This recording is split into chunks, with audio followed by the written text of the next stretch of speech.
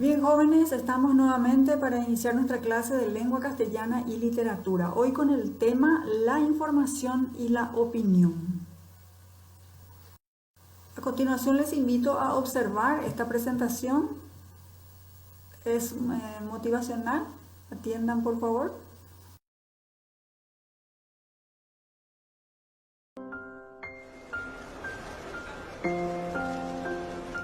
A veces los que menos tienen son los que más ayudan.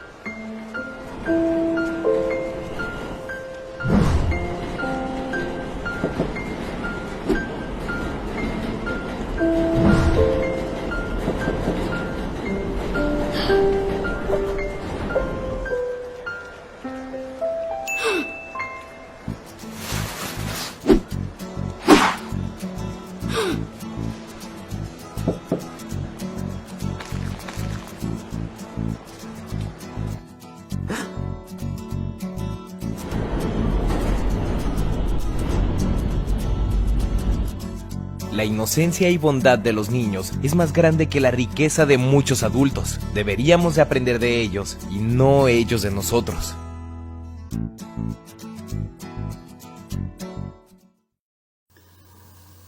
Bien, qué linda presentación, ¿verdad? A ninguno de los dos les iba a servir un solo calzado, así es que el niño tuvo la gran idea de tirarle el otro par a la persona necesitada. Muy bien, es justamente para reflexionar y ver que nuestras acciones diarias son importantes a veces para otras personas también. ¿Hay diferencia entre un texto literario y un texto no literario? Recordemos que cuando hablamos de texto literario estamos hablando de la intención comunicativa de producir placer estético. Y entre ellos encontramos las novelas, los cuentos, las obras de teatro, las poesías, las fábulas, leyendas, mitos, historietas. Ahí tenemos un ejemplo de un cuento. Y cuando hablamos de textos no literarios, estamos hablando de tres tipos de textos. Los textos informativos periodísticos, cuya intención es brindar información sobre acontecimientos o hechos, y ahí encontramos la noticia, la crónica, la entrevista, el reportaje, el editorial, artículos o columnas breves. Después también tenemos los textos informativos científicos que derivan de diferentes disciplinas y pueden ser notas de enciclopedia, monografías, relatos históricos o textos de divulgación científica, como por ejemplo esto. También tenemos los textos informativos expositivos, que serían los textos escolares o didácticos, las fuentes de información de las áreas que pueden ser de matemáticas, documentos históricos, artículos o informes, conferencias, ensayos y disertaciones. Entonces, como verán, sí hay diferencia entre un texto literario y un texto no literario. Ahora vamos a ver la diferencia entre información y opinión. Cuando hablo de información estoy hablando de un conjunto de datos procesados que constituyen un mensaje que cambia el sentido, el estado de conocimiento del sujeto o sistema que recibe dicho mensaje. Me informo a veces leyendo, me informo escuchando noticias, escuchando o viendo noticieros. Y la opinión, ¿qué es una opinión? Es un texto en el que el autor analiza e interpreta un hecho o una circunstancia de la realidad que juzga de interés, está muy extendido como forma de hacer periodismo. Las columnas de opinión, por ejemplo, salen en los periódicos y son escritas por periodistas especializados en ciertas áreas o también por especialistas justamente de las materias que son citados o se les pide que escriban una columna acerca de un tema económico, político, social, de crítica de arte, etc. Aquí tenemos ejemplos de columnas de opinión, ¿no? O textos o artículos de opinión, que es un tipo de texto periodístico en el que el escritor o periodista da su punto de vista, evaluación y razonamiento referente a un tema en específico. Normalmente se trata de temas o tópicos que tienen que ver con las noticias o con sucesos importantes, cultural, económico, científico, artístico. Otros textos que también pueden ser considerados artículos de opinión son escritos por profesionales y serios con amplios conocimientos generales en diversas materias. Un artículo de opinión se puede publicar en periódicos, en revistas académicas o científicas, en blogs, en sitios web y otros. Como ven ahí en la imagen, dice, es un tipo de texto periodístico en el que el escritor o periodista da su punto de vista, evaluación y razonamiento referente a un tema. Se diferencia de otros porque el autor expresa en él sus ideas y argumentos. Esa es la gran diferencia que hay entre un texto periodístico simplemente y un artículo de opinión. En el periodístico, como ya dijimos, lo más importante gira en torno a la noticia, al evento o al suceso que pretende informar, ¿no? Sin embargo, en un artículo de opinión se expresa las ideas o los argumentos a favor o en contra que presenta un autor.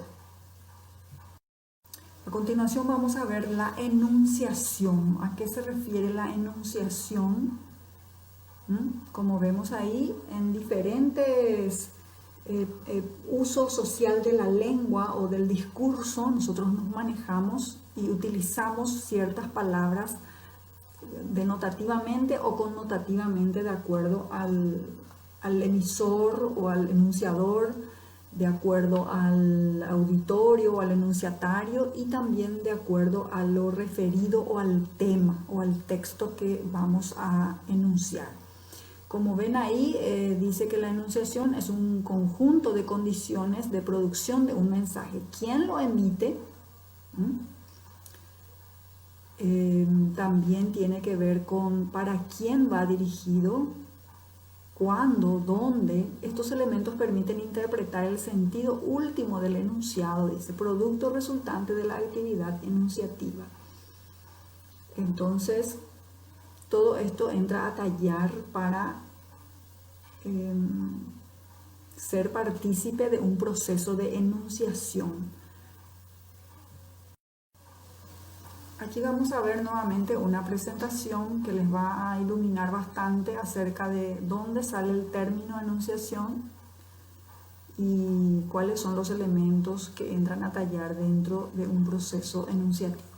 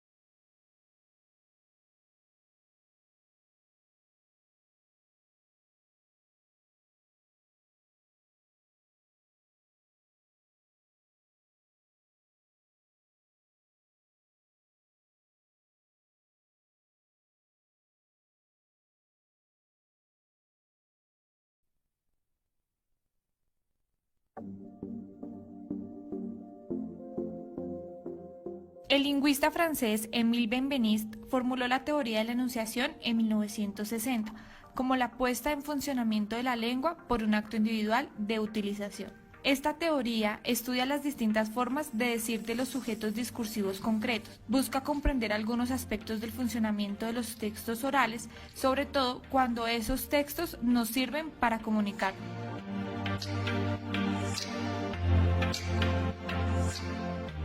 La enunciación cuenta con 3 elementos que son: enunciado hace referencia a un conjunto organizado de palabras que juntas expresan una idea. Enunciador hace referencia al sujeto que expresa la idea.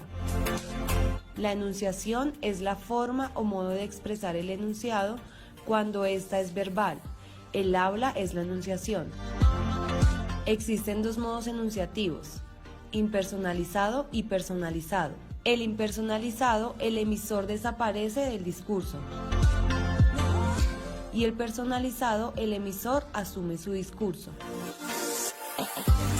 Deixis. La deixis es la función de algunos elementos lingüísticos que consiste en señalar o mostrar una persona, un lugar o un tiempo exteriores al discurso. El contexto espaciotemporal en el que se lleva a cabo la enunciación está determinado por la deixis. Los elementos deícticos permiten concretar la posición de los interlocutores respecto al referente. Tipos de enunciación: constatativos, performativos. Los constatativos son utilizados para describir determinadas cosas, constatar hechos y ver si son verdaderos o falsos. Los performativos son aquellos que siempre van en primera persona del singular y se caracterizan por ser auténticos.